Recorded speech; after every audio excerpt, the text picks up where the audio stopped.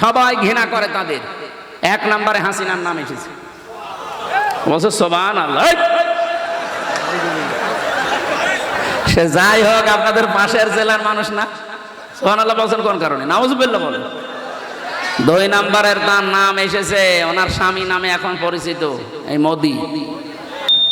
ওয়ানাশহাদু আল্লা ইলাহা ইল্লাল্লাহ ওয়াহদাহু লা শারীকা লাহু শাহাদাতাম মুওসিলাতান ইলাল জিনান ওয়ানাশহাদু আন্না মুহাম্মাদান আবদুহু ওয়া রাসূলুহুল মাবউসু ফীনা বিল হুদা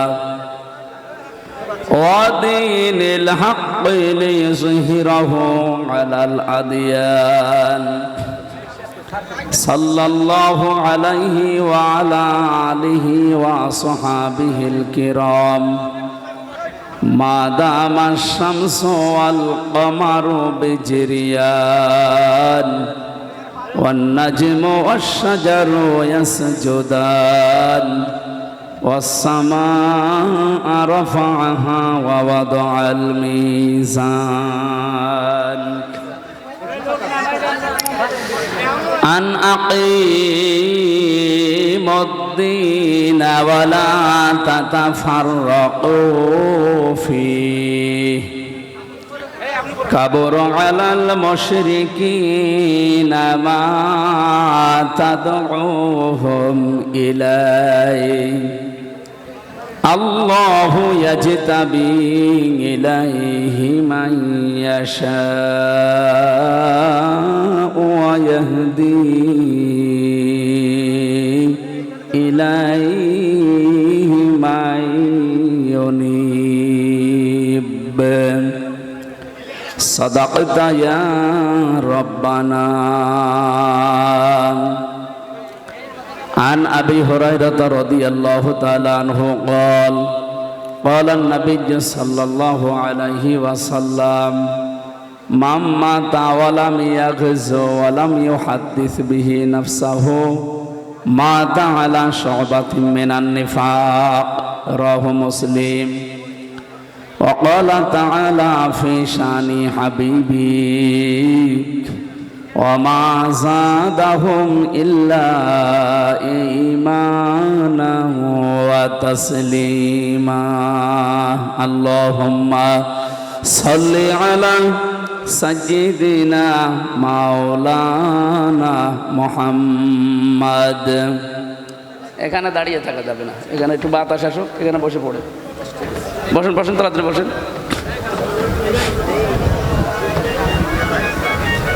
পোস্টার ছিল না, একটা হ্যান্ডবেল ছিল না এখানে,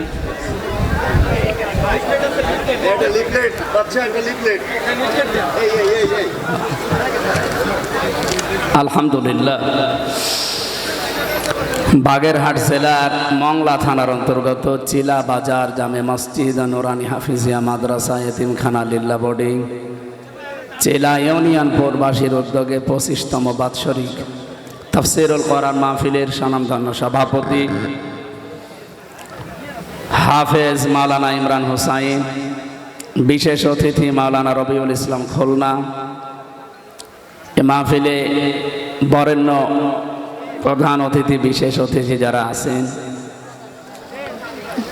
বিশেষ করে এলাকার কৃতি সন্তান রামপাল থেকে এসেছেন আমাদের শ্রদ্ধাভাজন ব্যক্তিত্ব রাজনীতিবিদ জনাব শামীমুর রহমান, আতালাল্লাহু উমরাহু ওয়া বারাকাল্লাহু ফি হায়াতি আমিন। উপস্থিত আছেন বাংলাদেশ জামাত ইসলামী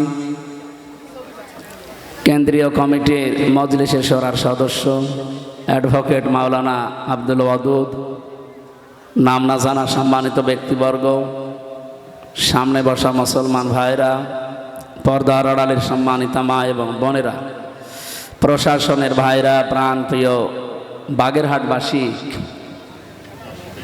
আল্লাহর একজন বুজুর্গ বান্দা আপনাদের জেলায় শুয়ে আছে, খান জাহান আলী রহমতুল্লাহ আলাইহে। আল্লাহ রাব্বুল আলামিন তাদের ওসিলা করে এলাকায় দিনের এই যে আলো ছড়িয়ে দিয়েছেন, যাদের মাধ্যমে আমরা এখানে কোরআনের কথা শুনতে পারছি, নয়তো আমার মনে হয় এখানে উলুধ্বনি আমরা শুনতে পেতাম, যদিও এলাকায় আছে অনেক জায়গায়। আমরা যে আল্লাহর নাম উচ্চারণ করতে পারছি, যাদের মাধ্যমে আল্লাহ তাদেরকে জান্নাতুল ফেরদাউস নসিব করে। দল মত জাতি বর্ণ ধর্ম নির্বিশেষে আজকের এই অনুষ্ঠান, এটাকে শুধু মুসলমানদের জন্য, হাদা বায়ানুল লিন্নাস হুদাল লিন্নাস, মানুষ পদবাচ্চে যারা বিবেচিত তাদের জন্য আজকের এই অনুষ্ঠান। ওয়ালাকাদ কাররামনা বানি আদম, পৃথিবীতে সবচাইতে বেশি সম্মান দিয়েছি বনি আদম সন্তানকে। দুঃখজনক হলো সত্য, এই 15.5 বছরে আমরা সবচাইতে বেশি মানুষের সম্মান নিয়ে সিনেমিনি খেলা দেখতে পেয়েছি। সম্মানিত মানুষ যারা, তাদের সম্মান কি করে নষ্ট করা যায়। আপনি কথা বলতেন, আমার বসলি আবার কথা বলেন, যেভাবে আছেন এভাবে থাকেন। এখান থেকে শুনুন, এই মাইকের আওয়াজ যেন ছেড়ে দেন। দাঁড়িয়ে থাকেন, দাঁড়িয়ে থাকেন, অসুবিধা নেই। জায়গা না পেলে ওইভাবে দাঁড়ান, কথা বলবেন। আমরা 1 ঘন্টা সময় পাচ্ছি মাত্র। খুলনাতে এখন আবার আরেকটা অনুষ্ঠান আছে রাত 10টায়, এটা শেষ করে যে ধরা লাগবে। এই জন্য 1 ঘন্টা সময় নষ্ট করাবেন না, আমরা ক্লাস আকারে কথা বলবো ইনশাআল্লাহ। এখানে কোরআনে কারিমে সূরা বানী ইসরাঈলের 70 নম্বর আয়াতের প্রথম অংশে বলা হয়নি যে পৃথিবীতে শুধু মুসলমান যারা, তাদের সম্মান আমি আল্লাহ বাড়িয়ে দিয়েছি, না, মানুষ যারা তাদেরই সম্মান আল্লাহ দিয়েছেন। তো মানুষের সম্মান নষ্ট করার জন্য সবচাইতে বেশি এই পৃথিবীতে যারা চেষ্টা চালিয়েছে তারা ছিল স্বৈরাচার। আপনি সেই রানী বিলকিসের ওই সমস্ত ঘটনাগুলো কোরআনে আল্লাহ দিয়েছেন, সেখান থেকে ফেরাউনের যে সমস্ত জীবনীগুলো আমরা অনেকে শুনি, জানি, পড়ি, এমনকি নব্য ফেরাউন যারা বিদায় নিয়েছে তাদেরও আমরা দেখতে পাচ্ছি। ইন্নাল মুলুকা ইযা দাখালু ক্বরিয়াতান আফসাদুহা ওয়া জাআলু ইজ্জাতা আহলিহা আদিল্লা ওয়া কাযালিকা ইয়াফআলুন। সূরা নমলের 34 নম্বর আয়াতের ভেতরে আল্লাহ জানিয়েছেন, কোন স্বৈরাচার, ফ্যাসিস্ট, কোন জালেম এরা যদি কোনো এলাকায় যায়, কোন এলাকার দায়িত্ব পায়, সর্বপ্রথম তারা 4টা কাজ করে। 1 নম্বরে ইযা দাখালু ক্বরিয়াতান আফসাদুহা, ওই এলাকায় তারা বিশৃঙ্খলা তৈরি করা, ভীতিপূর্ণ অবস্থান তৈরি করে। ফাসাদ মানে বিশৃঙ্খলা, ফাসাদ মানে ভীতিপূর্ণ অবস্থা। এই 15.5 বছরে এটা ছিল, এটা কি ওয়াজ করার দরকার আছে? কি অবস্থায় ছিলাম বলেন তো? আমার তো মনে হয় আমি 3 বছর জেলে ছিলাম, একটা নিরাপদে ছিলাম। বাইরে যারা ছিল তারা একটা আতঙ্কে ছিল, তারা একটা জেলখানায় ছিল। এই যে পাশে যে 2 জন বসে আছে, এ বাইরে ছিল কিন্তু জেলেই ছিল, এনারাও ছিল। এই যে মানুষগুলো শুধু আমরা 2 জন 3 জন না, আমার মনে হয় সারা বাংলাদেশের শুধু ওই 14 দল বাদ দিয়ে যারা আমরা সবই জেলখানায় ছিলাম। কেউ 4 দেওয়ালের ভেতরে, কেউ 4 দেওয়ালের বাইরে। ভেতরে যারা ছিলাম তারা তো একটু খাবার মাবার পেতাম হালকা পাতলা, আর বাইরে এরা কোনে বনে জঙ্গলে, এই লবণের খেতে কোথায় কোথায় তারা রাত কাটিয়েছে। 2 নম্বরে ওয়াজাআলু ইজ্জাতা আহলিহা আদিল্লা, ওই দেশে যারা সম্মানিত মানুষ তাদেরকে তারা অসম্মান করে। এটা কি বলা লাগবে আর? এই দেশে যারা সবচাইতে বেশি সম্মানিত মানুষ, যারা 3 বারের প্রধানমন্ত্রী, তাকেও ছাড়ে না। 1 কাপড়ে বাড়ি থেকে বের করে দিয়েছে। কি অসম্মান বলেন তো? এই বিধবা মহিলাটা কি কান্না ওই দিন আপনি দেখেছেন? তামাম দুনিয়া কাঁদছিল, কিন্তু স্বৈরাচার কাঁদে না, ও আরো আনন্দ করেছে।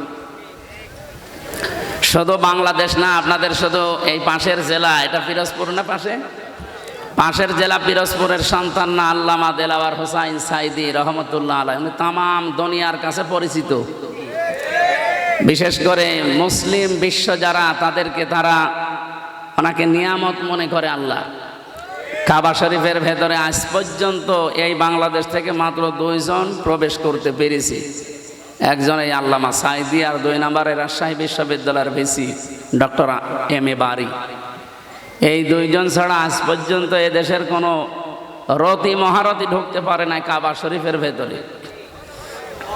তার সম্মান নিয়ে সিনেমিনি খেলা, এমনকি তাকে ধর্ষণ মামলা পর্যন্ত দিয়েছে। যে মহিলাকে সাজিয়ে নিয়ে এসেছিল, অ্যাডভোকেট তাজুল ইসলাম জিজ্ঞাসা করছে, এই মেয়ে, এই আল্লামা সাঈদী ধর্ষণ করেছে? জি। তোমার জন্ম তারিখ কত? তোমার তো জন্ম হওয়া লাগবে যখন ধর্ষণ করেছে। বলছে আমার জন্ম 1975-এ। ধর্ষণ করেছিল কত সালে? 1971-এ। তো এটা কি রুহের জগতে? এইটাই চলছিল দেশে, বাস্তবতা এইটাই চলছিল। আমি নিজে তো একজন ভিকটিম, আমি দেখেছি। আমার বিরুদ্ধে যে সাক্ষীগুলো নিয়ে এসেছিল আদালতে 4 জন, জীবনে না আমি ওদেরকে দেখেছি, না ওদের নাম শুনেছি, না ওদেরকে আমি চিনি।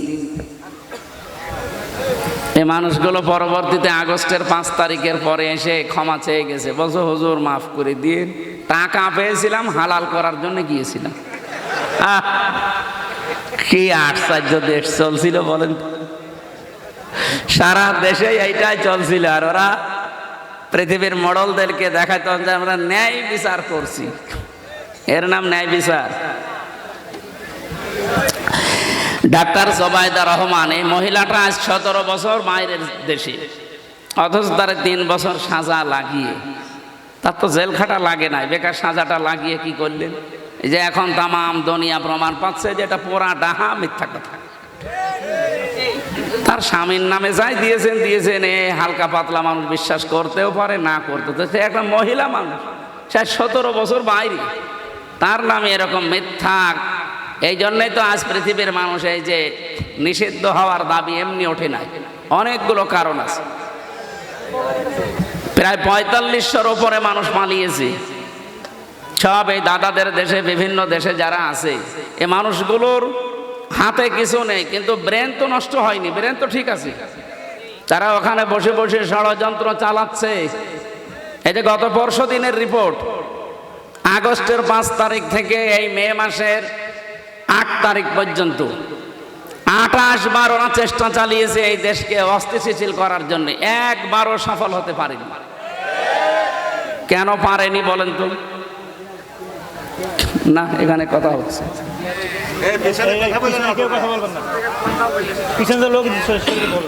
দাঁড়িয়ে কেন? ওখানে বসে পড়েন, এই জায়গায় বসে পড়েন না, সামনে আসেন। ওখানে বসেন না, সামনে আসেন, তাড়াতাড়ি করেন। কথা বলা যাবে না ভাই, এই যে নিস্তব্ধ মানুষ শুনছে না, এভাবে একটু শুনতে দেন।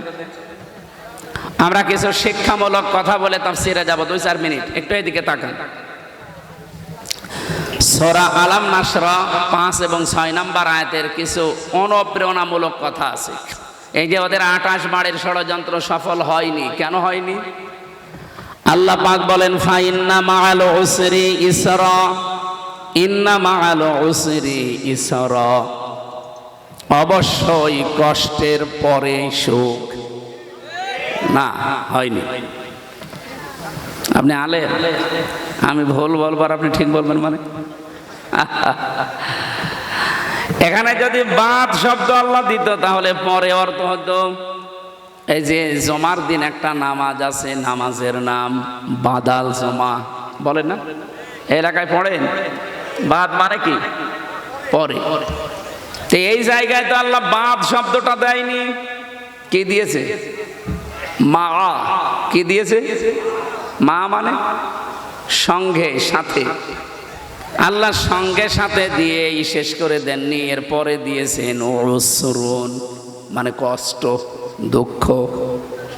আল্লাহ কষ্ট দুঃখ দেওয়ার আগে একটা আলিফ লাম লাগিয়ে এটা মারেফা করে নির্দিষ্ট করে দিয়েছেন। কিন্তু এর পরের শব্দ ইসরা, এটার আরবি অর্থ, বাংলা অর্থ সুখ, শান্তি, স্বস্তি, নিরাপত্তা, কল্যাণ, 33টা অর্থ আছে। কিন্তু এই শব্দের আগে আপনি আর আলিফ লাম পাবেন না। পরা কোরআন শরীফে যেখানে আল্লাহ উসরুন দিয়েছেন, দেখবেন আলিফ লাম লাগিয়ে ওটা নির্দিষ্ট একটা কষ্ট। কিন্তু ইসরা যেখানেই পাবেন আলিফ লাম নেই। আমি চিন্তা করেছিলাম আয়াত নিয়ে, কেন আল্লাহ দিলেন না? একটা দুইটা না, ভার্সিটিতে থাকাকালীন প্রায় 42টার উপরে আমি তাফসির এক জায়গায় মিলিয়েছি। একটাতে শুধু এর জবাব পেয়েছি, তাফসিরে ফি জিলালিল কোরআন। সৈয়দ কুতুব রহমতুল্লাহ আলাইহির টিকায় লিখেছেন, এই পৃথিবীতে কেউ যদি একটা কষ্ট সহ্য করে 3টা কারণে। এই এদিকে তাকান, এই এখন উঠতেছেন মানে? এরকম ছাত্র ভেতরে বসতে দেন কেন?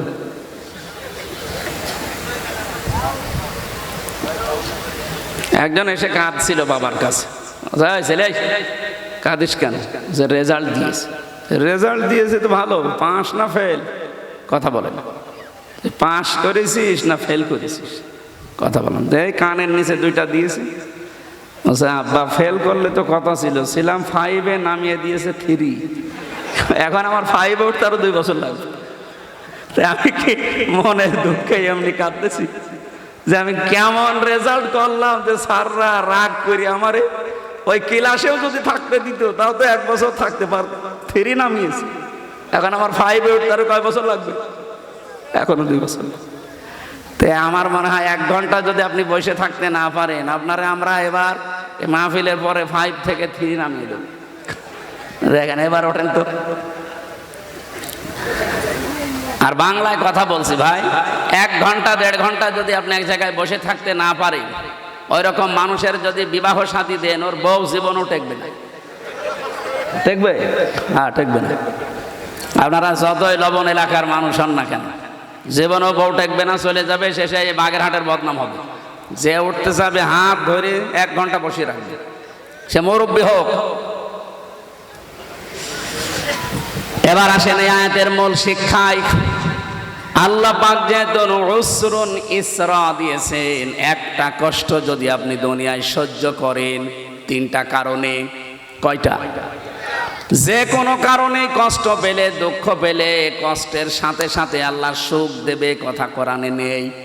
কিন্তু কষ্টটা যদি আপনার 3টা কারণে হয়ে থাকে, মাস্ট বি, আল্লাহ যেহেতু ইন্না দিয়েছেন, মাস্ট বি, অবশ্যই আপনার সাথে আল্লাহ কষ্টটার পরেই শোক একটা একটা করে। কয়টা? কমপক্ষে 70টা। 70টা শোক ওর সাথে আল্লাহ মিল করে রাখবে। একটার পর একটা শান্তি শোক আপনি পেতেই থাকবেন। আমি আবার বলছি, কষ্ট পেলেই কিন্তু হবে না, কষ্টটা পাওয়া লাগবে। কয় কারণে? আরো জোরে। আমি নাম ধরেই বলছি, হাসিনা যেদিন বিদায় নেয় কষ্ট পায়নি। না পেলে কাঁদছিল কেন? কি কন্দন দেখেছেন? আমার মনে হয় স্বামী মরে গেল, মহিলা তো কাঁদেনি, 2 দিন কাঁদছিল। তার মানে কষ্ট পেয়েছে না পায়নি? কষ্ট পেলেই শোক পাবেন না। কয়টা কারণে বললাম? 1 নম্বরে আপনার কষ্ট যদি হয় আল্লাহর জন্যে, 2 নম্বরে আপনার কষ্ট এই দুনিয়ায় যদি হয় রাসূলুল্লাহর জন্যে, 3 নম্বরে আপনার কষ্ট যদি হয় মানবতার জন্যে। এই 3টা কারণে যদি একটা কষ্ট আপনি ভোগ করেন, মাস্ট বি, এর সাথে সাথে আমার আল্লাহ 70টা সুখ শান্তি আপনাকে দেবে। এ ওয়াদা মিথ্যা হতে পারে? সিস্টেম অপর পৃষ্ঠায় দেখুন। যেহেতু আল্লাহ এটা রিপিট করেছেন, এই জন্য পরের শব্দটা কি? ইন্না মাআল উসরি ইসরা, অবশ্যই কষ্টের পরে সুখ। এ কথা আল্লাহ ডবল করে বললেন কেন? আপনি আগেরটা শুনলে যেমন ভালো লেগেছে আপনার যে কষ্টের সাথে, তাহলে সুখ আছে 70। ঠিক এইরকম ভাবে কোনো মানুষ যদি একটা সুখ ভোগ করে, একটা শান্তি দুনিয়ায় পায়, কিন্তু শান্তি আর এই সুখ যদি হয় অবৈধ, অবৈধ সুখ নেই দুনিয়ায়। যারা পরকীয়া প্রেম করে, শান্তি নেই, সুখ নেই না? এলাকায় এসব চলে না? চলা তো দরকার। যারা এগুলো করেন বলেন তো, তাদের কি সুখ শান্তি না পেলে এমনি করে? তারা 2-3টা ছেলে মেয়ে রেখে ধুয়ে চলে যাচ্ছে আল্লাহর রাস্তায়, তার মানে সুখ অবশ্যই পেয়েছে না পায়নি? এ কি বৈধ সুখ না অবৈধ? আরো জোরে বলেন। এক একটা অবৈধ সুখ ভোগ করলে অশান্তি পাবেন কয়টা? কমপক্ষে 70টা। বেগাইরি হিসাবটা বাদ দিলাম আমরা, যেহেতু একটা নেকির কাজে সর্বনিম্ন আছে 10, এরপরে 70, এরপরে 700, এরপরে আরো বেশি, আমরা মাঝখানেরটা ধরলাম। আপনি হিসাব করে বলেন, এক একটা অবৈধ সুখে যদি 70টা অশান্তি, কষ্ট, অপমান, অপদস্থ, অকল্যাণ, দুঃখ আল্লাহ দেয়, এই 15.5 বছরে যারা ছিল তারা কি বৈধ ভাবে না অবৈধ? আমি বাংলায় বলছি কারণ আমি নিজে, আমার 33 বছর বয়স, 92 সালে আমার জন্ম। আমি 3 বার ভোট দিতে পারতাম 18 বছর থেকে শুরু করলে, একবারও পারি নাই। কি আরে ভাই, আমি একবার না জেলখানায় ছিলাম, মাফ করে দিলাম, বাকি 2 বার। একবারও যখন পারি নাই, তাহলে যারা ছিলেন আপনারা অবৈধ ছিলেন। আমার নিজেরটা, আপনারটা যা বলবেন বলেন। এই হিসাবে এই 15.5 বছরে যারা সুখ পেয়েছে, শান্তি পেয়েছে, এই সুখটা কি বৈধ সুখ না অবৈধ? সুখ পায়নি তারা? কত মানুষকে মিথ্যা মামলা দিয়ে সুখে ছিল তারা। মনে আছে আমার কাছে টাকা পায়, আমার বাড়ি থেকে নিয়ে গেল, যে বলছে 10টা লাখ টাকা পাঠান, নাই 50টা মামলা দেব। মনে আছে টাকা আমার বাবার কাছে ওরা পায়, টাকাগুলো চাচ্ছে। এভাবে বহু মানুষ বহু কিছুর মালিক হয়েছে, কিছু কোলাঙ্গার অবৈধ অফিসারের কারণে। আর তাদের ওই জের এখন এই যে পেছনে দাঁড়িয়ে আছে, এই পোশাকের ওপর পড়ছে। এরা তার ওইভাবে কোটি কোটি টাকা আত্মসাৎ করে নাই, মানুষের জিনিস মেরে খায় নাই, অথচ এদের পোশাকটা এখন কালার করে ফেলেছে ওই কিছু কোলাঙ্গার অফিসারের কারণে। এই জন্য আমরা চাই, এই যে 1628 জন মানুষ যারা দায়িত্বে ছিল, একটাও যেন দায়িত্বে না থাকে, সবগুলো পেছনে লাথি দিয়ে তাড়িয়ে দেয়, কোনো দরকার নেই। এগুলো সব হয় জালেম, নাই জালেমদের দোষ। এদের কারণে আজ এই পোশাকটা পর্যন্ত এখন কালার হয়ে গেছে। কত সম্মানিত পোশাক এটা, এখন মানুষ আর সম্মান দেয়। কিন্তু দোষ তো এদের না, দোষ তো ওইগুলো, এই বেনজির, এই মনিরুল, এই হাবিব, সে হাউং আঙ্কেল তো আর নাম তো পাল্টিয়ে গেছে, হাউং আঙ্কেল। আমি ওই ছোট হুজুরটার সাথে ছিলাম জেলখানায়, ওই পিসকে হুজুর যেটা মাদানি, আমারে বলছে হামজা ভাই, আমি এমনি মানুষ ছোট, আমার এই পর্যন্ত, আমার আর ওরা এক ঘরে দিয়েছিল, আমি এমনি ছোট মানুষ, আমার জিনিসপত্রও ছোট, আসলেও ছোট। অতটুকু মানুষের জিনিসপত্র আর কি হবে? বলছে আমার রাত 12টার পরে নিয়ে গেল ওই হাতির ঝিলে, চোখ বেঁধে নিয়ে আমার পুরাটা উলঙ্গ করিস। একটা অর্ধ উলঙ্গ মেয়ে লোক নিয়ে এসে আমার সামনে দাঁড় করিয়ে ওর মাজার ওপরে, এই যে কাঁধের ওপরে হাত দিয়ে সিগারেট হাতে ধরিয়ে ছবি তুলছে। এনার মতো এক এসআইকে ডাক দিয়ে বললাম, ভাই আপনারা যা করছেন এটা কি হারুন সাহেব জানে না? মানে উনি তো করাচ্ছে। বলছে ওই দিন আমার এত অসহায় লাগছিল, কারণ আমার শরীরে কোনো পোশাক নেই, একেবারে পুরা উলঙ্গ করে আমারে, আমি ছোট মানুষ হই কিন্তু আমার বয়স তো ঠিক আছে, ওর বয়স কিন্তু ওই সময় ছিল 27, এখন 31, আমার মাত্র 3 বছরের ছোট, 2 বছরের। ওই সময় আমি একটা মন থেকে যে কান্না আসছিল ভেতর থেকে, আর আমি মাজলুম ওই সময়। ইত্তাকি দাওয়াতাল মাজলুম ফাইন্নাহা লাইসা বাইনাহু ওয়া বাইনাল্লাহি হিজাব। নবীজি বলেন, মাজলুমের বরদোয়া থেকে বেঁচে থাকবা, কারণ মাজলুমের বরদোয়া আর আল্লাহর ভেতরে কোনো পর্দা নেই, সঙ্গে সঙ্গে চলে যায়। ওই দিনই বলেছিলাম, আল্লাহ আমাকে যা করলো বেইজ্জতি, এইভাবে করে যেন এই লোকটাও বেইজ্জতি হয়। ওই ছোট হুজুরের কয় ইঞ্চি ছিল আমরা জানি না, কিন্তু হারুন সাহেব যে কয় ইঞ্চি তামাম দুনিয়া জানে। কয় ইঞ্চি? হ্যাঁ, বাগেরহাটে চলে এসেছি সারা দুনিয়া। আমি কয়েকদিন আগে সিঙ্গাপুরে ছিলাম, ওখানে বাঙালিরা আছে, আমারা বলছে 3 ইঞ্চির খবর কি? কিসের 3 ইঞ্চি? এটা তো বাংলাদেশ না সিঙ্গাপুর, মালয়েশিয়া, থাইল্যান্ড, এই দেশে এসেও 3 ইঞ্চি, তামাম দুনিয়া। আমি প্রায় 50টার উপরে দেশ গেলাম, যেখানে যাই ওই আগে 3 ইঞ্চির খবর কি? নাম বলে না কেউ, যে ওনার নাম যে হারুন, এটা নবীর নাম, অথচ পুরা নামটা এখন গায়েব হয়ে গেছে, না নামটা চলে এসেছে ওই ইঞ্চি ইঞ্চি। সম্মানিত ভাইরা, একটা অবৈধ সুখ যারা ভোগ করছেন, এভাবে বহু সুখ ভোগ করেছেন 15.5 বছরে, বহু শান্তি পেয়েছেন, কিন্তু আপনি নিজেও জানতেন যে এই সুখ, এই শান্তিগুলো অবৈধ সুখ, এগুলো বৈধ সুখ না। আমার কুষ্টিয়ায় যেই দুই লোক, হানিফ সাহেব আর ইনু সাহেব, আমি নিজে গ্যারান্টি দিচ্ছি যদি আমার সাথে এমপি দাঁড়ায় আর জীবনে যদি পাশ করতে পারে, আমি মিষ্টি খাওয়াবো। অথচ যে 3 বারে বুক ফলিয়ে এমপি গিরি করে গেল, এমনকি মন্ত্রীও হয়েছিল, হয়নি? তারা সুখ পায়নি। এই যে অবৈধ সুখ যারা ভোগ করলেন এই 15.5 বছরে, কসম আল্লাহর, প্রতিটি অবৈধ সুখের পেছনে সাথে সাথে আল্লাহ 70টা করে অশান্তি রেখে দিয়েছে। এগুলো পুরা ভোগ করবেন, এরপরে আপনি অন্য কিছু চিন্তা করবেন। এই 28 বার ওরা চেষ্টা চালিয়েছে এই 9 মাস কয়দিনে, একবারও সফল হতে পারেনি। একটাই কারণ যত অবৈধ সুখ ভোগ করেছেন, প্রতিটি সুখের পেছনে সাথে সাথে কয়টা করে, যদি 15.5 বছরে ওরা 50টা সুখও ভোগ করে, তাহলে আপনি হিসাব করে দেখেন 3,500 অশান্তি ভোগ করা লাগবে তাদের। 3,500 অশান্তি ভোগ হয়েছে। আপনি কোন সাহসে বলেন যে আমি চট করে চলে আসবো? আপনার এই অশান্তিগুলো ভোগ করা লাগবে না? এগুলো সব ভোগ করবেন, এরপরে বলবেন যে আমি চট করে চলে আসবো। আর আমার মনে হয়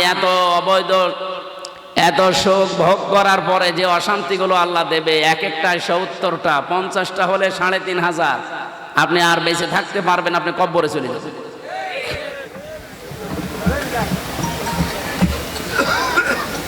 এই জন্য যারা আছে এই মানুষগুলো ওখানে বসে বসে, ওদের ব্রেন তো ঠিক আছে, ওদের মেধা এখনো নষ্ট হয়ে যায়নি। এই মেধা দিয়ে, এই ব্রেন দিয়ে ওখান থেকে বিভিন্ন চালতেছে, বিভিন্ন ষড়যন্ত্র পাঠাচ্ছে। এ কারণেই তো দেশের লোক এখন সব একদল হয়ে গেছে যে না, ও যতদিন পর্যন্ত বাইরে বৈধভাবে থাকবে ততদিন আমরা শান্তিতে নেই। দেশের লোক আমরা চাই এরা যেন নিষিদ্ধ হয়ে যায়।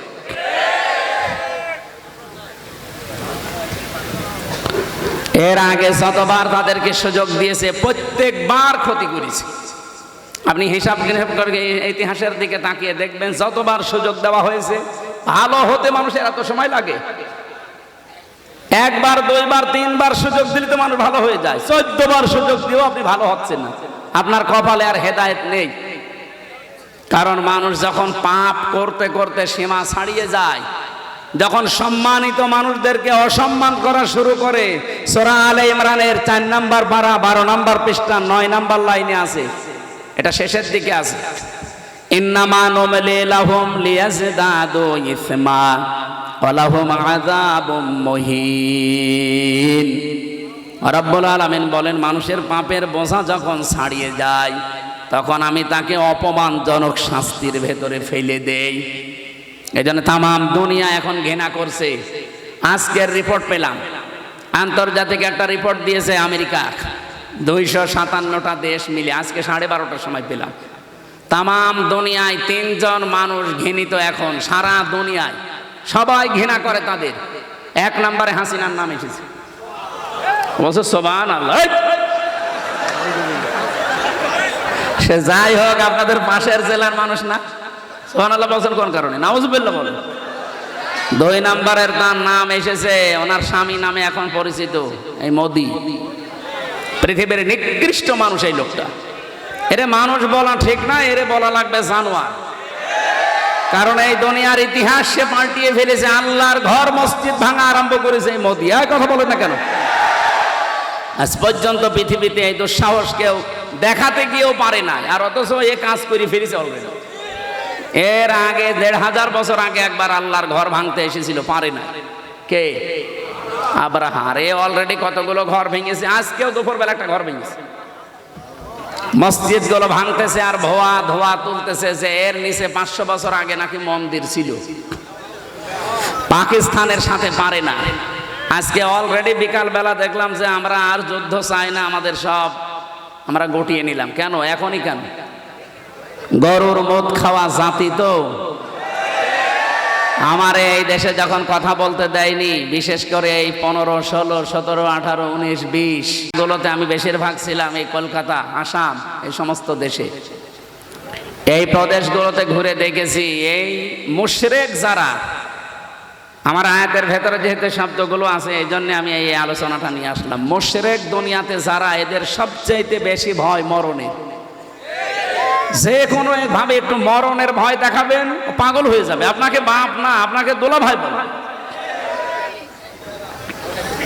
আমি লালমনিরহাটে একটা বর্ডার এলাকায়, এই যে বিজিবি যারা আমাদের আছে এখন, বিডিআর, ওরা মাত্র 11 জন মিলে এখানে দায়িত্বে আছে। বর্ডারের ওই পাশে আছে ওরা 22 জন ভারতীয়রা। ওনারে আমি জিজ্ঞাসা করলাম ওনারা কয়জন আছে, আমরা মুসলমান এখানে আছি 11 জন। আর ওই কলে ওরা আছে প্রায় 22 জন। তাই আপনাদের ভয় লাগে না? ওরা 22 জন, আপনারা 11 জন, যদি আক্রমণ করে পারবে? হুজুর শুধু দোয়া করে ছেড়ে দিন, ওদের 22 জন না 33 জন হোক, ওদের একেবারে বাপ বলাবো, শুধু দোয়া করে ছেড়ে দিন। পারে না। এই জন্য পাকিস্তানের সাথে আজ পেরে দিচ্ছে না কেন? কারণ যে কয়টা পাঠিয়েছে, 40 জনকে গতকালকে পাঠিয়েছিল পাকিস্তান, সব লিখিত সই নিয়ে যে আমরা মরব, এই সিদ্ধান্ত নিয়ে আল্লাহর নামে সই নিয়ে যা। ওরা একজনও মরে নাই, সব আক্রমণ করে আবার ফিরে এসেছে। ওরা সাহস এমনি পায়নি। এর 3 দিন আগে, মাত্র 3 দিন আগে, প্রথম যেদিন আক্রমণ চালাবে ওই দিন ক্যাপ্টেন তার বাবা আর্মির যিনি চিফ আছে তাকে ডাক দিয়ে বলেছে, দেখেন আমার ছেলে আমি যুদ্ধের ময়দানে পাঠাচ্ছি দেশ রক্ষার জন্য, মানবতা রক্ষার জন্য। কারণ ওরা মিথ্যা, প্রথমেই মিথ্যার উপরে ভর করে ওরা যুদ্ধ চালাতে চায়। এই ইন্ডিয়া আজ 54 বছর আমাদেরকে দাঁড়াতে দেয়নি, পুরাটা মিথ্যার উপরে। পাকিস্তানের ওপরও মিথ্যা তথ্য দিয়েছিল যে আমরা জঙ্গি ঘাঁটিতে বিমান হামলা করছি। তা আপনি মসজিদ ভাঙলেন কেন? আপনি জঙ্গি ঘাঁটি যদি পান সেখানে বিমান মারেন, তামাম দুনিয়া আপনাদের সাপোর্ট দেবে। আপনি মসজিদ ভাঙলেন কেন? মাদ্রাসা ভাঙলেন কেন? শিশু মেরে ফেললেন কেন? এটার জবাব দেওয়া লাগবে না? এই জন্য পাকিস্তানের দলমত আর নেই, সব এক হয়ে গেছে। এরা এক হয়ে, এমনকি আর্মির প্রত্যেকের বাবা এসে এসে বলছে আমার ছেলেকে আমি পাঠিয়ে দিলাম মানবতার জন্য, ইসলামের জন্য, দেশ রক্ষার জন্য, যান। কিন্তু আমার ছেলে যদি পেছনে গুলি লাগে, আমার ছেলেকে নিয়ে আসবেন না, ওরে সাগরে ফেলে দেবেন, বন জঙ্গলে রেখে আসবেন, ওরকম ছেলে আমার দরকার নেই। যে ছেলের যদি সামনে গুলি লাগে আমার কাছে নিয়ে আসবেন। ও ক্যাপ্টেন মারা গেছে, ওনারে নিয়ে আসার সময় বাবা জিজ্ঞাসা করছে নিয়ে আসলেন মানে? বলছে বাবা আপনি যা বলেছিলেন ওই কথা আমরা ঠিক রেখেছি, আপনার এই ছেলের পেছনে একটা গুলিও লাগে নাই, বুকে লিখেছে 22টা গুলি লিখেছে। এদের সাথে গরুর মদ খাওয়া লোক, শুকর খাওয়া লোক এরা পারবে? এখন বাধ্য হয়ে সেই মাছ না পেয়ে সিফে কামড় দেবে, আমাদের এদিকে ওরা টার্গেট নিতে পারে।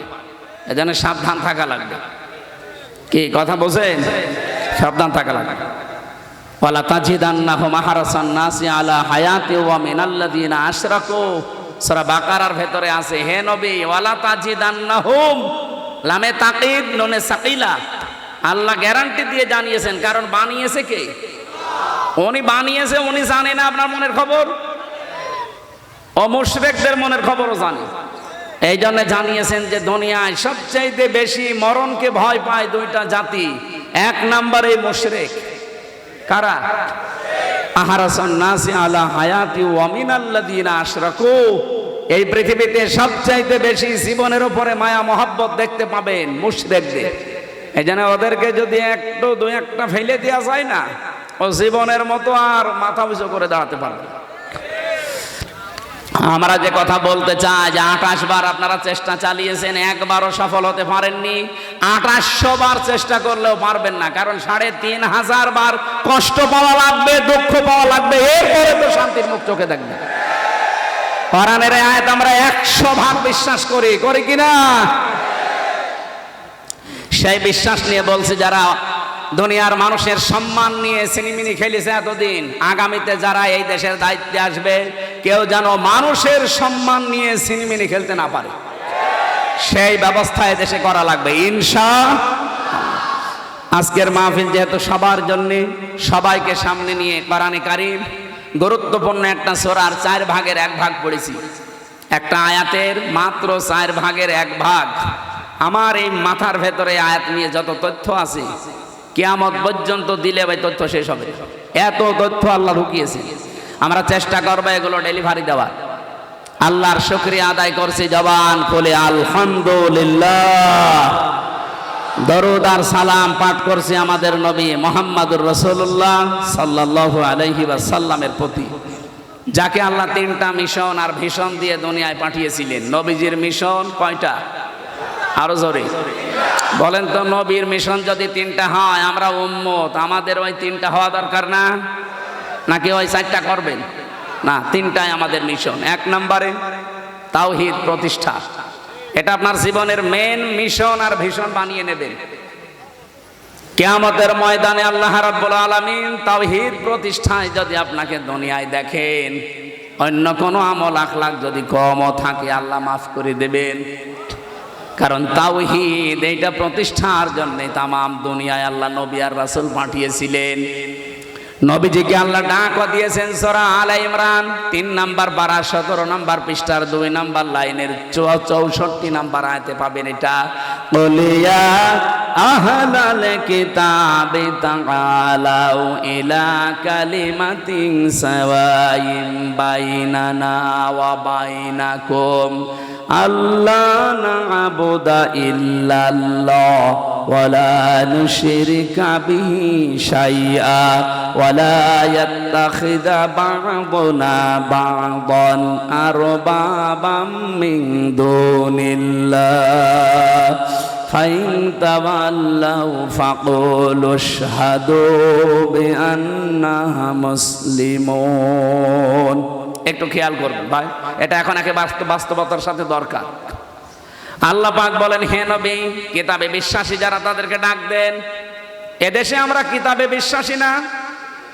কিতাবের নাম কি? আরো জোরে বলেন। অন্য ধর্মের যারা আছে তারাও তাদের একটা কিতাবে বিশ্বাসী। এ বাইরের দেশগুলোতে সফর করতে গেলে আমি যদি ট্রেনে যাই, বাসে যাই, জিজ্ঞাসা করলাম সেদিন থাইল্যান্ডে একজনকে, আপনার নাম কি? নাম বলার পরে দেখলাম লোকটা ইহুদি। আপনার নবীর নাম কি? বলছে জোসেফ। জোসেফ মানে মুসা আলাইহিস সালাম। হযরতে মুসা নবী বলে আমরা যাকে চিনি, ওরা নাম পাল্টিয়ে জোসেফ বলে ডাকে। সেদিন মালয়েশিয়া খ্রিস্টানের সাথে দেখা হয়েছিল, বললাম নাম কি? জিজ্ঞাসা করার পরে নাম বলে। নবীর নাম কি? বলে যিশু। যিশু মানে ঈসা আলাইহিস সালাম। ওরা দাউদ নবীকে ডাকে ডেভিড বলে। আমাদের জাতির পিতা যিনি হযরত ইব্রাহিম আলাইহিস সালাম, নাকি বঙ্গবন্ধু? এইটা নিয়ে আমার রিমান্ডে টর্চার করতো শয়তানরা। আমার জাতির পিতার নাম কি? যাই বলেছি বঙ্গবন্ধু, নাম ইব্রাহিম আলাইহিস সালাম। সঞ্জয় দত্ত ওই লোকটার নাম। আমারে উল্টাপাল্টা গালি গালাজ দিয়ে, সারা দেশের মানুষ মানে বঙ্গবন্ধু, আর ইব্রাহিম আলাইহিস সালাম কে? কে মানে মুসলিম জাতির পিতা, এটা আল্লাহর ঘোষণা দেওয়া। ওই দিন আমার এমন একটা মুখ খারাপ করে কথা বলেছিল, আমার এখনো অন্তরে বাজে। কোথায় পালিয়েছে ওরে ধরে তো আমি এখন পেলে মুসলমানই দিয়ে দিতাম শয়তান। আমার নাম দেখেই তো বোঝা যাচ্ছে যে মুসলমানই দিইনি। আর আমার যতগুলো রিমান্ডের অফিসার অধিকাংশগুলো এই মালায়ন করতো। এমনকি জেলখানায় 3 বছরে আমার কারারক্ষী ভাগে পড়তো সব। দেবদুলাল, সুব্রত বালা, অসিত কুমার, আশিক রায়, এইরকম মানুষ নাম শুনে মনে হচ্ছে যে আল্লাহর ওলি নাকি। আল্লাহ রাসূলে বিশ্বাস করে না, হামজার দাম আছে ওর কাছে, আলেম সালেম ওর কাছে সব সমান। 3টা বছর ফাঁসির কন্ডেম সেলের ভেতরে তালা লাগিয়ে রেখে দিয়েছে।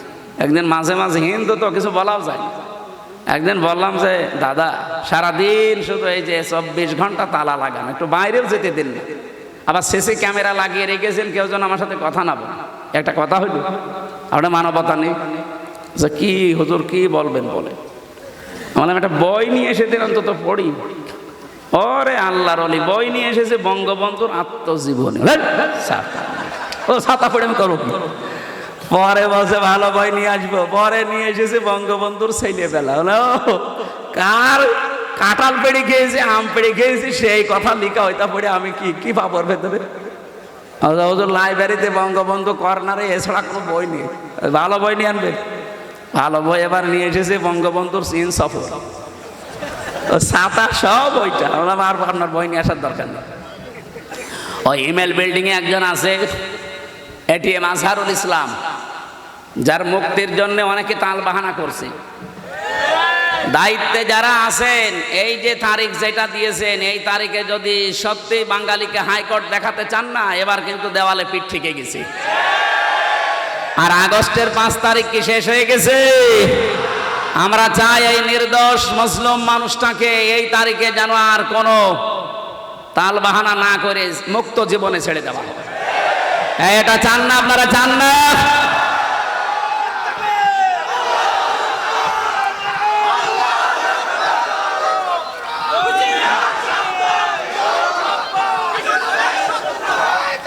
আমার ভাইরা, ওনারে বললাম যে বই ওনার কাছে বলবেন, ওনার কাছে বই আছে। যে বলছে হামজা বই চেয়েছে, আল্লাহর ইশারা 2টা তাফসির দিয়েছিল আল্লাহরে বান্দা, ফি জিলালিল কোরআন আর তাফহিমুল কোরআন। এই 3টা বছরে একাধারে মাওলানা আপনাদের এই জেলার মনে হয় তার নানার বাড়ি মাওলানা মামুনুল হক হাফিজাহুল্লাহ, এ ভাই আমার সাথে এক ঘরে 3 বছর ছিলাম আমরা। ওনার কাছে বহু তথ্য পেয়েছি কোরআন এবং হাদিসের, বিশেষ করে মুহাদ্দিস তো সাইকল হাদিসের ওপরে ওনার বড় দখল আছে। তা আমি যেটা আপনাদেরকে শোনাতে চাচ্ছিলাম এখান থেকে, কিতাবধারী যেই মানুষগুলো সবাইকে আল্লাহ ডাক দিতে বললেন যে যারা কিতাব পেয়েছে তাদেরকে ডাক দিন। এখানে যেহেতু অন্যান্য ধর্মের মানুষ যদি থেকেও থাকেন, আপনিও অন্তত একটা কিতাবে বিশ্বাসী না, বিশ্বাসী করেন না? যে ধর্মের লোক হোক, 4,500 ধর্মের লোক এখন দুনিয়ায় বাস করছে, যে কোনো ধর্মের মানুষ হোক, তার ধর্মীয় কিতাব আলাদা আছে। আমাদেরটা যেমন, নাম কি? কোরআন। বলেন বলেন। আল্লাহ সব কিতাবধারীদেরকে ডাক দিতে বললেন, কলিয়া হালাল কিতাব, হে নবী আপনি বলেন, হে কিতাবওয়ালারা, তাআলাও আসো, ইলা কালিমাতিন, একটা কথার দিকে। আল্লাহ কালিমা 3 দিয়েছেন, মাত্র একটা কথার দিকে আসো। সাওয়াইম বাইনানা ওয়া বাইনাকুম, যেটা আমাদের জন্য তোমাদের জন্য সমান হবে, কারো উপরে কোনো বৈষম্য নেই, পক্ষপাতিত্ব নেই, এটা সমান হবে। আসো এই দিকে। কি সেটা? আল্লাহ না'বুদা ইল্লাল্লাহ, আমরা দলমত জাতি বর্ণ ধর্ম নির্বিশেষে সবাই এই কথার উপরে ঐক্যবদ্ধ হই যে আল্লাহ ছাড়া কারো ইবাদত আজকে থেকে করব না। আপনি পৃথিবীর সব ধর্মের কাছে যান, ওরা সবাই এইটাই চায়। বিপদে পড়লে কিন্তু তখন আর দুর্গার কথা, সরস্বতীর কথা মনে থাকে না। আমি ছোটবেলায় বরিশালে পড়তাম যখন, ওই সময় ব্রিজ ছিল না, ট্রলারে যাওয়া লাগতো, লঞ্চে। নৌকা পেয়েছি, যাচ্ছিলাম, হঠাৎ মাঝখানে যে দেখি ঝড় উঠেছে, কাঁপতেছে নৌকা। আমরা যারা মুসলমান আছি বলছি লা ইলাহা ইল্লাল্লাহ, লা ইলাহা ইল্লা আনতা সুবহানাকা ইন্নী কুনতু মিনাজ জালিমিন। আল্লাহ পাশে এক দাদা আর দাদি বসে আছে, ওই যে গলায় কি দেওয়া থাকে চেনা যায়। ওরা দেখি বলছে লা ইলাহা ইল্লাল্লাহ। কি গো? জিজ্ঞাসা করলাম, দাদা দেখে তো মনে হচ্ছে অন্য ধর্মের লোক, কালেমা পড়েন মানে? মুসলমান হয়েছেন কবে? এখনো হয়নি। কালেমা পড়েন কেন? আমারে বলছে দেখো যে ঝড় উঠেছে, এ ঝড়ে মা কালী দুর্গার কাজ না, এ আল্লাহ লাগবে। এখানে কালী দুর্গা দিয়ে আর হবে না, আল্লাহ লাগবে। সবাই এটা বিশ্বাস করে যে একজন আছে, কিন্তু বাপদাদার ধর্ম মানতেছে মানতেছে মানতেছে, এ কারণে হয়তো ফিরে আসতে পারে না। এই জন্য সবাই যেহেতু একজনের ওপরে আছি আমরা, আপনি ইহুদিদেরকে বলেন হয়তো তারা 3 খোদা 2 খোদায় বিশ্বাসী, ওরা বলে আল্লাহ একজন আছে কিন্তু তার ছেলে আছে উজাইর আলাইহিস সালাম। খ্রিস্টানরা তৃতীয়বাদে বিশ্বাস করে, আল্লাহ একজন আছে জানি, কিন্তু তার স্ত্রী আছে মারিয়াম, তার ছেলে আছে ঈসা। বলেন নাউজুবিল্লাহ। কোরআনে কারিমে আল্লাহ তাদের বর্ণনাও দিয়েছেন বিভিন্ন জায়গায়। আল্লাহ এজন্য সূরা ইখলাস নাযিল করে আমাদেরকে শুনিয়েছেন, কুল হুয়াল্লাহু আহাদ আল্লাহুস সামাদ লাম ইয়ালিদ ওয়া লাম ইউলাদ ওয়া লাম ইয়াকুল লাহু কুফুয়ান আহাদ। বলেন আল্লাহু আকবার। হে নবী আপনি বলেন আল্লাহ কয়জন? আরো জোরে বলেন। তিনি অভাবহীন, তার কোনো অভাব নেই। তিনি কাউকে জন্ম দেননি, তাকেও কেউ জন্ম দেয়নি। তার সমকক্ষ আকাশ আর জমিনে আর কেউ নেই। এই চারটা জিনিসের উপরে আমাদের ঈমান। আমরা যারা ঈমানদার দাবি করছি এই চারটা জিনিসের উপরে, এই দেশে অন্য কিতাবের বিশ্বাসী যারা, তারাও অন্তত একজনকে বিশ্বাস করে বিপদে পড়লে। সেদিন যশোরের কলেজের এক অধ্যাপক বিসিএস ক্যাডার, ওনারে বললাম যে স্যার আপনার মুসলমান হওয়া লাগবে না, আমি আপনাকে জোর করে মুসলমান বানাতে ইচ্ছা করলে বানাতে পারতাম। কারণ এই দেশে আপনারা মাত্র 4-5 ভাগ, আর আমরা শুধু মুসলমানই 92 ভাগ। ভারতে যেমন চিটারি করে বাটপারি করে অত্যাচার জুলুম নির্যাতন করে তারা কি চালাচ্ছে আপনারা দেখতে পাচ্ছেন। আমরাও করলে করতে পারতাম, কিন্তু আমাদের ধর্মে এটা নেই।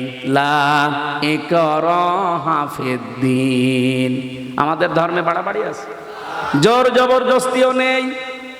তা আপনাকে আমি একটা আহ্বান জানাই, আপনি আমাদের ধর্মীয় গ্রন্থ কোরআনে কারীম এটা বাংলায় অথবা ইংরেজিতে একটু ভালো করে পড়বেন, বুঝে বুঝে। আল্লাহর ইশারা উনি 3 মাস পরে দেখি নিজের থেকেই মুসলমান হয়ে গেছে। এই জন্য সবাই জানে যে একজন আছে, শুধু বিবেকটা একটু হালকা কাজে লাগালেই এ পৃথিবীর কোনো মিথ্যা ধর্মে মানুষ আর থাকবে না। কিন্তু এই বিবেকটা কাজে লাগে না, এই জন্যে মানুষ আসতে চায় না।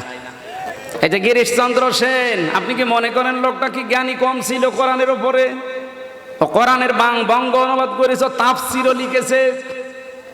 এখানে শামীম ভাই সহ যত অফিসার বলেন, যত আলেম ওলামা আছে, আমি গ্যারান্টি দিলাম পড়া কোরআনের প্রতিটি শব্দের অর্থ আপনার জানা আছে। কথা আপনি বলতে পারবেন না, পারবেন না, কেউ পারবেন না।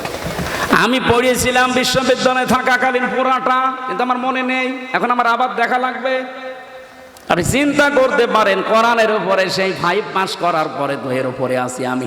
আমার এর উপরে অনার্স মাস্টার্স করা, আমি ডক্টরেটও করব এর উপরেই, আমার কাম এলো করা এর উপরে, সারা জীবন চলছে এর উপরে। অথচ আমার এখনো আয়ত্ত হয়নি। কতবার যে পুরা কোরআন শরীফ খতম করেছি আমি জানি, আর আমার আল্লাহ জানে। এরপরও আমার আয়ত্ত নেই। আর তাফসির করতে গেলে যারা লেখে তাফসির জিজ্ঞাসা করেন, এক একটা শব্দের একাধিক অর্থ আপনার জানা থাকা লাগবে, নয়তো আপনি তাফসির করে মিলাতে পারবেন না। দরবা শব্দের অর্থ কোনো জায়গায় মারা, কোনো জায়গায় সফর করা, কোনো জায়গায় দৃষ্টান্ত দেওয়া। এখন যেই জায়গায় যে অর্থটাই অ্যাপ্রোপ্রিয়েট হবে, খাটবে, ওইটা ওই জায়গায় আপনাকে ব্যবহার করা লাগবে। আপনি মারা অর্থ যদি সফর করার অর্থ করেন, কিয়ামত পর্যন্ত মিলাতে পারবেন? তাহলে এই লোকটা কত বেশি কোরআন পড়েছে আমার চাইতে, আমার চাইতে কোরআন বেশি পড়েছে, বেশি বুঝেছে, বেশি লিখেছে। কিন্তু লোকটা মারা যাওয়ার পরে তাকে কিন্তু আর কবরে দেওয়া হয়নি, জানাজাও হয়নি, পুড়িয়ে ফেলেছে। আপনি নরসিংদী যান, শিবপুরে এখনো পর্যন্ত তার পৈতৃক ভিটা আছে। কি বুঝলেন এখান থেকে? এই লোকটার সব ছিল কিন্তু মন ছিল না। কারণ হেদায়েত পাওয়ার জন্য একটা মন লাগবে। ওই মন যদি কারো না হয়, আল্লাহ জোর করে হেদায়েত দেবে না। আল্লাহ ইচ্ছা করলে কিন্তু পারে, কিন্তু উনি ইচ্ছা করেন না। স্বাধীনতা আপনাকে দিয়ে দিয়েছে আর পাঠিয়েছে আল্লাহর এই কালামটা কোরআনে কারীম। এই যে সূর্যটা আলো দেয়, সূর্যের আলো দুনিয়ায় সবাই পায় না? না, আন্দাজ বলেন কেন? সূর্যের আলো অন্ধ পাবে, অন্ধ যাদের চোখ ভালো নাও পাবে? বলেন, এখন দোষ কি সূর্যের না ওর চোখের? বলেন বলেন। এই দেশে যারা আমরা ইসলামের খাদেম বলে পরিচিত, আমরা সবাই কিন্তু ইসলামেরই খাদেম, কেউ ইসলামের মালিক না। কি ইসলামের মালিক? আমরা ইসলামের খাদেম, আমরা কামলা, লেবার, মনির, জন, পাট যাই বলেন, আমরা খেদমত করে যাচ্ছি। এই দেশে যদি ইসলাম কায়েম হয় তো ভালো, না হলেও আমাদের কোনো লস নেই। আমাদের একটা নির্ধারিত বেতন আছে। ওই বেতনটা কোন দিন আল্লাহ দেবেন? ওয়াবুদ রাব্বাকা হাত্তা ইয়াতিয়াকাল ইয়াকিন। সূরা নাহলের ভেতরে আছে 99 নম্বর আয়াত, 14 নম্বর পারার 6 নম্বর পৃষ্ঠার একেবারে শেষ আয়াত এটা। আল্লাহ পাক বলেন, ইবাদত করতে থাকো ওই দিন পর্যন্ত যতদিন ইয়াকিন না আসে। ইয়াকিন মানে মৃত্যু। যতদিন মরণ না আসবে ততদিন ইবাদত করতে থাকবা। এই জন্য জীবনের শেষ দিন মানে আমি একেবারে যেদিন আজরাইল না দেখবো এই দিন পর্যন্ত আমার টার্গেট থাকবে কি করি এই জমিনে আল্লাহর বিধান জারি করা যায়। আল্লাহ ছাড়া কারা ইবাদত আমরা রাজি না করতে, যদিও চাপিয়ে দেন ওটা আমরা মানি না। নারী কমিশন যেগুলো চাপিয়ে দিয়েছে 318 পৃষ্ঠা পুরাটা আমি পড়েছি। এর ভেতরে কোরআনের 10টা আয়াতের বিরুদ্ধে ওরা সরাসরি লিখেছে। আমি পুরাটা পড়েছি, আমি আন্দাজে বলছি না। এই 3 দিনে পুরাটা শেষ করেছি আমি। 10টা আমার এই ছোট মাথায় 10টা ভুল পেয়েছি শুধু কোরআনের বিরুদ্ধে, আর হাদিসের বিরুদ্ধে তো আছেই। ওরা প্রথমেই ভুল ধরেছে, এই পৃথিবীতে দেহ আমার, সিদ্ধান্ত আমার। এই কথাটা পুরা কোরআন শরীফের সাথে সাংঘর্ষিক। বিশেষ করে সূরা আরাফ 54 নম্বর আয়াতের মাঝের অংশে আছে, আলা লাহুল খালাক ওয়াল আমরু। আল্লাহ বলেন এই জমিন আমার, এখানে সিদ্ধান্ত আমার। আর মহিলারা কি বলতে চায়? যে দেহ আমার, সিদ্ধান্ত আমার। দেহ আপনার হয় কি করে? এ দেহের মালিক আপনি। হালাতা হালাল ইনসানি হাইনুম মিনাদ দাহরি লাম ইয়াকুন শাইয়াম মাযকুরা। আল্লাহ বলেন, আমির হামজা, এমন একটা সময় কি তোমার জীবনে যায়নি যে উল্লেখ করার মতো তুমি কিছু ছিলে না? আমার এই যে 33 বছর, বলেন তো 34 বছর আগে আমি কি উল্লেখ করার মতো কিছু ছিলাম? বলেন। দেহ আমার হয় কি করে? হ্যাঁ, আমার মা বাবা বিছানায় ছিল, এতটুকু তাদের দায়িত্ব। কোরআনে কারিমে সূরা ওয়াকিয়ার ভেতরে আছে তোমার মা বাবা শুধু বিছানায় ছিল, এ দায়িত্বই শেষ। বাকি ওই বীর্য থেকে শুরু করে পর্যন্ত কোনো দায়িত্ব তোমার মা বাবার আর নেই। পুরোটা আমি আল্লাহ নিজে প্রসেস করেছি। আপনি এখানে যদি কম্পিউটার ভেড়াতেন এটা না দিয়ে, আমি আপনাকে এই স্ক্রিনে দেখাতে পারতাম বাবার স্ফলিঙ্গ দিয়ে দ্রুত গতিতে যে পানিটা বের হয়ে যায়। ফালিয়ানজুরিল ইনসানু মিম্মা খুলিকা মিম্মা দাফিকি ইয়াখরুজু মিন বাইনিস সুলবি ওয়াত তারাইব। রব্বুল আলামিন বলেন, মানুষকে একটু ভাবে না, চিন্তা করে না যে কি জিনিস দিয়ে তারে বানালাম। বাবার স্ফলিঙ্গ দিয়ে দ্রুত গতিতে বের হয়ে যাওয়া নাপাক পানিটা মায়ের রেহেমের ভেতরে জমা হয়। বিজ্ঞান এখন দেখিয়েছে, এক ফোঁটা পানি যখন বাবার নাপাক পানিটা বের হয়, এটা মায়ের রেহেম পর্যন্ত যেতে যেতে কমপক্ষে 40 কোটি মানুষ হতে পারে। এটা যদি সব আল্লাহ বাঁচিয়ে রাখতো, আর মায়ের পেটে যদি ধারণ ক্ষমতা থাকতো, এক ফোঁটা বীর্যে 40 কোটি মানুষ আল্লাহ বানাতে পারে, সে ক্ষমতা ওর ভেতরে আছে। এগুলো যেতে যেতে মায়ের জরায়ুর দেওয়ালের সাথে ধাক্কা লেগে অধিকাংশগুলো মরে যায়, পড়ে যায়। শেষ পর্যন্ত আমি ওই জায়গায় গিয়ে পৌঁছিয়েছি। আপনি কেন বললেন যে দেহ আমার, সিদ্ধান্ত আমার? ওই জায়গায় 40 কোটির ভেতরে শুধু আমি একা বেঁচেছিলাম, বাকিগুলো কেউ ওখানে যেতে পারেনি। আমাকে যাওয়ার জন্যে আমার মা, আমার বাবাও সাহায্য করেনি। করেছিল কে? ওই জায়গায় যদি আল্লাহ আমাকে আকর্ষণ করে দিতেন, ওই জায়গা থেকে যদি আমাকে ফেলে জরায়ুর দেওয়ালের সাথে ধাক্কা দিতেন, কোন বাবা আপনার এই মুখ দেখাতো? এই তথ্যটা আছে সূরা নাহালের ভেতরে আছে 14 নম্বর পারা 14 নম্বর পৃষ্ঠা 13 নম্বর লাইনের 78 নম্বর আয়াতের মাঝের অংশে আছে, ওয়াজাআলা লাকুমুস সামআ ওয়াল আবসারা ওয়াল আফইদা ইলা আখিরি আয়াত। আল্লাহ পাক বলেন বাবার এইটা নিয়ে আমি আল্লাহ কমপক্ষে 4টা জিনিস বানাই। 40 দিনের প্রক্রিয়া আছে, 120 দিন লাগে। চুল, রগ, হাড় আর পর্দা। আর মায়ের রেহেমের ভেতরে যে নাপাক পানির থলি আছে ওইটা দিয়ে আরো 4টা জিনিস বানায়, রক্ত, গোশত, চর্বি আর চামড়া। 8টা জিনিস যখন এক হয় তখন ফেরেশতারা বলে, সিদ্ধান্ত চায় আল্লাহ একে কি বানাবো।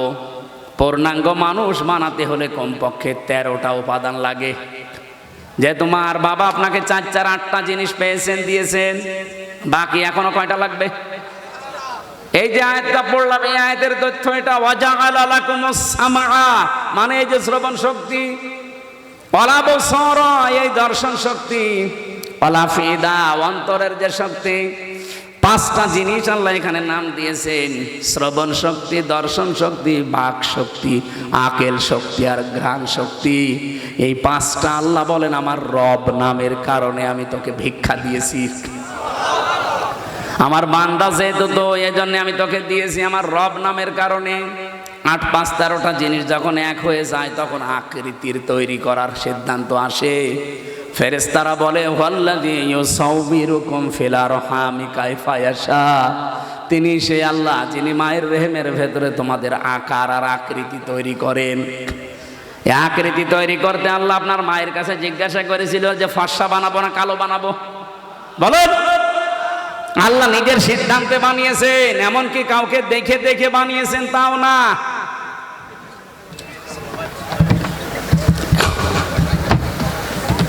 বসেন, এক জায়গায় বসেন।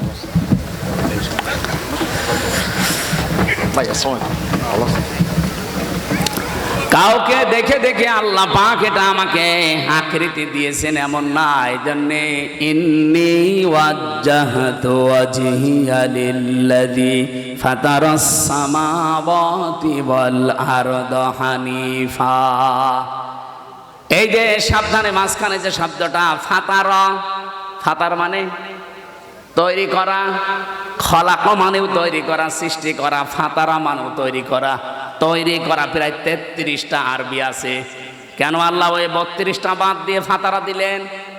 ফাতার শব্দের শাব্দিক অর্থ হচ্ছে এমন ভাবে তিনি বানিয়েছেন কোনো নমুনা, কোনো আকার, কোনো মডেল ছাড়া। পেটের ভেতরে যে আমাদের আকৃতি আল্লাহ বানিয়েছেন এটা কি একটা দেখি আর একটা না। বিজ্ঞান এখন দেখাচ্ছে আমাদের 3.5 হাত বডির ভেতরে কমপক্ষে 5টা জিনিস তো এমন আছে যেটা আজ পর্যন্ত কারোর সাথে মেলে নাই, কিয়ামত পর্যন্ত মিলবেও না। তার 1 নম্বরে হাতের এই ছাপ, এখানে 153টা রেখা আছে, আজ পর্যন্ত কারোর সাথে মিলছে না, কিয়ামতের আগে মিলবেও না। 2 নম্বরে আমাদের এই চোখের ভেতরে 5টা জিনিস আছে, money, less, lens, equal, deep equal. এগুলো আজ পর্যন্ত কারো মেলে নাই, মিলবেও না। 3 নম্বরে চামড়া, 9768 প্রকার চামড়া এই 3.5 হাত বডির ভেতরে আছে। এক একটা চামড়ার এক এক রকম গুণ। আশ্চর্যের বিষয় আমি নিজে দেখেছি। আমার চামড়া, স্বামী ভাইয়ের চামড়া হয়তো মনে হচ্ছে এক। আমার চামড়া কেটে যাক, ফেটে যাক, ছিঁড়ে যাক, পুড়ে যাক, ওনার চামড়া কেটে লাগিয়ে দেবেন, ভালো হওয়া দূরের কথা পছন্দ ধরবে, জীবনও ভালো হবে না। আমার চামড়া যদি আমার শরীরের কোনো জায়গা থেকে কেটে এনে লাগিয়ে দেন, ওটা কিছুদিনের ভেতরে আবার মিলে যাবে, ভালো হয়ে যাবে। আল্লাহ এখান থেকে একটা তথ্য দিতে চেয়েছেন, ওয়ালা তাজিরু ওয়াজিরাতুম বিজরা উখরা। আয়াতের ব্যাখ্যায় পাবেন, তাফসিরে মাযহারির ভেতরে আছে যে তোর চামড়ার সাথে শামীমের চামড়া মেলে না, আর কিয়ামতের দিন ও তোর পাপের বোঝা বহন করে নিয়ে যাবে। ও বলে তুই বিশ্বাস করিস? তুই একটা পাগল আর একটা ভণ্ড। এরকম পাগল আর ভণ্ড দেশে নেই। কত দরবার থেকে আওয়াজ উঠতেছে, কোনো চিন্তা নেই, বাবা আছে, বাবা পার করবে। বাবার কি হবে বাবা জানে, আর বাবা ইচ্ছা করলেও পারবে না, কারণ কেউ কারো বোঝা বহন, বলেন বলেন, কেউ কারো বোঝা বহন করবে না। এই জন্য কারো উপর ভরসা করবেন না, নিজের কাজ নিজে করে যান। চামড়ার পরে আমি দেখেছি আচ্ছাদন স্তর। এই যে আমাদের জহব্বার ভেতরে যে স্বাদ নেওয়ার স্তর আছে, বিজ্ঞান এখন জানিয়েছে এই কয়েক ইঞ্চি জহব্বার ভেতরে কমপক্ষে 2 কোটি আস্বাদন স্তর আছে। মানে 2 কোটি খাবার যদি একটার পরে একটা দিতেই থাকেন, ও প্রত্যেকটা খাবারের আলাদা স্বাদ বলে দিতে পারবে, সে ক্ষমতা জহব্বার আছে। আমি বাংলাদেশ সহ বললাম না, কতগুলো দেশ ঘুরলাম, কোন জায়গায় আমি 2 কোটি খাবার একসাথে রান্না পাইনি। আপনি পেয়েছেন? যত নামি দামি হোটেল হোক, বাঁশের পাতা ভর্তা, বেগুনের পাতা ভর্তা, সব মিলিয়ে 120 প্রকার। আপনি চিন্তা করেন, সব মিলিয়ে বানাচ্ছে 120 প্রকার। আর আমার আল্লাহ মাত্র কয়েক ইঞ্চি জহব্বার ভেতরে স্বাদ নেবার স্তর দিয়েছেন কত।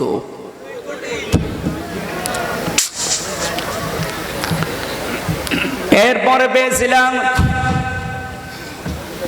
এই মাথার ভেতরে 70,000 তার দিয়েছেন আল্লাহ। এই প্রতিটি তার শরীরের বিভিন্ন জায়গায় আমার আল্লাহ সেট করে রেখেছেন। শুধু চামড়া খুলে ডাক্তারের কাছে যেয়ে দেখবেন কিভাবে আপনাকে ইঞ্জিনিয়ারিং কায়দায় আল্লাহ বানিয়েছে। আল্লাহ বলেন কোনো অস্তিত্বই ছিল না। আমি 40 দিন করে করে যখন খাবারের উদ্রেক দেখা দিল 6 মাসের ভেতরে, তখন আমি আল্লাহ একটা আকৃতি নিজে তোরে বানিয়ে দিলাম। ছেলে না মেয়ে এটা আমার সিদ্ধান্তে। নাকি কেউ সিদ্ধান্ত দিয়েছে? এটা সিদ্ধান্ত দেওয়ার পরে আস্তে আস্তে মায়ের খাবারের নাপাক রক্তটা আমি আল্লাহ বন্ধ করে দিয়ে নাভির ভেতর দিয়ে, এটা আমি তোর নাভির ভেতরে 5 করে বাঁচিয়ে রাখলাম। আমি ইচ্ছা করলে এই নাপাক রক্ত তোর মুখ দিয়ে দিতে পারতাম। ও হামজা, এই পৃথিবীর ময়দানে তোর মুখটা আমি মায়ের পেটে পর্যন্ত পবিত্র করে রাখলাম, যেন এই মুখটা নাপাক না হয়। অথচ দুনিয়ায় আসার পরে দেখি তোর এই মুখটা আর পাক থাকে না, নাপাক হয়ে যায়। কত মানুষ সুদের টাকা খায় এই মুখ দিয়ে। না এলাকায় সুদ নেই? এই যে টাকা ছেড়ে রাখে, মাসে মাসে 1000 টাকা দিলে 100 টাকা বেশি দেয়। এটা যারা করছেন জেনে রাখেন, আপনি মায়ের সাথে জেনা করছেন। এ কাজে কারা আছেন হাত তোলেন তো। এই ওয়াজ মনে হয় এই এলাকার জন্য না, এই এলাকায় নেই। ভালো ভালো।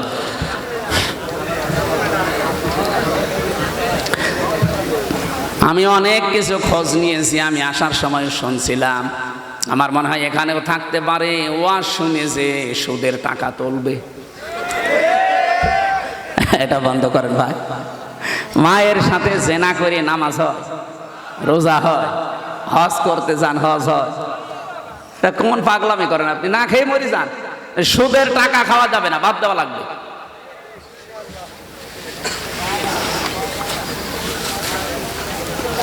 যারা ঘুষ খান, শব্দটা যেহেতু শুনলেই বোঝা যাচ্ছে অবৈধভাবে ইনকাম করেছেন আপনি। ঘুষের টাকা এটা হারাম। এই জিনিসটা আপনি মুখ দিয়ে দেবেন, এই জন্য আমার আল্লাহ মুখটা পবিত্র রাখেন নাই। যত নাপাক জিনিস আছে মুখ দিয়ে আজকে থেকে বন্ধ। দরকার আমি এভাবে মরে চলে যাব খবরে, আমি নাপাক কোনো জিনিস আমার মুখ দিয়ে দেব না। এই মুখটা আমার আল্লাহ নিজে মায়ের পেটের ভেতরেও পবিত্র রেখে দিয়েছিলেন। বলেন সুবহানাল্লাহ। আল্লাহু আখরাজাকুম মিন বুতুনি উম্মাহাতিকুম লা তা'লামুনা শাইআ ইলা আখিরি আয়াত। তথ্যগুলো লম্বা করে বলতে গেলে বহু সময় যাবে। যে তোরা যে সিদ্ধান্তগুলো রায়গুলো দিয়েছে, নীতিমালাগুলো একটাও আমার কোরআনের সাথে মিলছে না। আর কোরআনের সাথে যেটা মেলে না সেটা আমার আল্লাহর পছন্দ। সুতরাং আমরা যখন সিদ্ধান্ত নিচ্ছি আল্লাহ বাদে কারো ইবাদত করব না, সুতরাং দল মত নির্বিশেষে এই দেশে জাতি বর্ণ ধর্ম সবাই আমরা জানাতে চাই এ কমিশন মানাতোদের কথা রিপোর্ট ও কমিশনই আমরা মানি না। মির্জা ফখরুল ইসলাম আলমগীর উনি পরশুদিন একটা কথা জানিয়েছে যে কমিশনের ভেতরে ইসলামিক স্কলার যারা, এরকম কোন মহিলা যদি ওই 10 জনের ভেতরে 1-2 জন রাখতেন তাহলে এই বিতর্কটা হতো না। তারা আপনার ভুল ধরে দিত যে এই জায়গায় কোরআনের বিরুদ্ধে চলে যাচ্ছে। আপনি একেবারে সব বাবা শাহজালাল সব হালাল করতে গিয়ে সব সমান সমান করে দিলে হবে? নারী পুরুষের সমান অধিকার কিয়ামত পর্যন্ত সম্ভব না। আমি এখানে পুরুষ মানুষ, শুধু আমার নাভি থেকে হাঁটু পর্যন্ত একটা হাফ প্যান্ট পরিয়ে দেন, আমি কুষ্টিয়ায় চলে যেতে পারবো। আমার মতো 33 বছরের একটা যুবতী মেয়েকে আপনি হাফ প্যান্ট পরিয়ে ছেড়ে দেন তো যেতে পারি কিনা বলেন? এই জন্য আমার মনে হয় রিপোর্টগুলো যারা দিয়েছেন এরা মেয়াদ উত্তীর্ণ গাঁজা খেয়েছে। মেয়াদালা গাঁজা খেলেও তো এরকম রিপোর্ট কেউ দেয় না। মেয়াদালা গাঁজা খায় আমার লালনের মাজারে দেখি কুষ্টিয়ায়, মেয়াদালা গাঁজা খায় তো এই জন্য পড়ে থাকে, পুলিশ পাহারা দেয়। পুলিশ যে পাহারা দেয় ওরা গাঁজা খায়, গাঁজাকে পড়ে থাকে, কথা বলে না। আর এরা গাঁজা খেয়েছে কিন্তু মেয়াদ উত্তীর্ণ হওয়া গাঁজা, এই কারণে এমন উল্টাপাল্টা করতেছে। এগুলোরে আর বাইরে রাখা আমার মনে হয় ঠিক হবে না। দায়িত্বে যারা আছেন এদেরকে তাড়াতাড়ি পাবনায় পাঠিয়ে দেন। 4-5 দিন আগে পাবনায় গিয়েছিলাম পাগলা গারাত দেখতে, যে দেখি পাগল আর বেশি নেই। দায়িত্বশীল একজন বলছে, হুজুর পাগল যা আসে সব ভালো হয়ে চলে যায়, ওইগুলো পাঠানোর দরকার। ওগুলো তো ভালো হচ্ছে না, ওগুলো পাঠানো দরকার। আল্লাহ না'বুদা ইল্লাল্লাহ, আল্লাহ বাদে কারো ইবাদত করা যাবে না, এটা ঐক্য হওয়ার ভেতরে মূল পয়েন্ট। নবীজির মিশন ছিল এইটা যে তাওহীদ প্রতিষ্ঠা করতে হবে। দুনিয়ার মানুষকে বলেছিলেন আসো আমরা এই একটা কথার উপরে ঐক্যমত হই যে আল্লাহ বাদে আমরা কারো ইবাদত করব না, যে যা করছেন করেন, কিন্তু আল্লাহ বাদে কারো ইবাদত, কারো বাবার ইবাদত চলবে না। ইবাদত হবে কার? আলা নুশরিকা বিহি শাইয়া, আল্লাহর সাথে কোনোদিন আর শরীক করব না আজকে থেকে। এই যে শিন রা কাফ শিরকুন, এক একটা শব্দে লক্ষ লক্ষ কথা আমি তাফসিরে পেয়েছি। শিরিক বিল জাত, শিরিক বিল সিফাত, শিরিক বিল ইখতিয়ারা, শিরিক বিল হুকুক, এভাবে 120 প্রকার আছে। এটা তো একটা একটা করে পয়েন্ট ধরে বলতে গেলে এখন আবার লাগবে 2 ঘন্টা। এরপরে ওয়ালা ইয়াত্তাখিদা বা'দুনা বা'দান আরবাবাম মিন দুনিল্লাহ, রবের বহুবচন আরবাব। এর রবের অর্থ আছে 19টা, এর ভেতরে সামরাইজ করে পাওয়া যায় 5টা। এত ব্যাখ্যা করতে গেলে এরপরে আবার মানবাধিকার প্রতিষ্ঠা, এরপরে দিন প্রতিষ্ঠা, এত কথা বলতে গেলে আমরা আর পারবো না, কারণ এখন 10টায় ওঠা লাগবে আর 1.5 ঘন্টা আছে, খুলনায় যাওয়া লাগবে। আজকের মতো আমরা আর টানতে পারছি না। এই মাহফিলটা আপনারা জোর করে নিয়েছেন, আমার মাহফিল আজকে খুলনা, আর একটার বেশি আমি করিও না।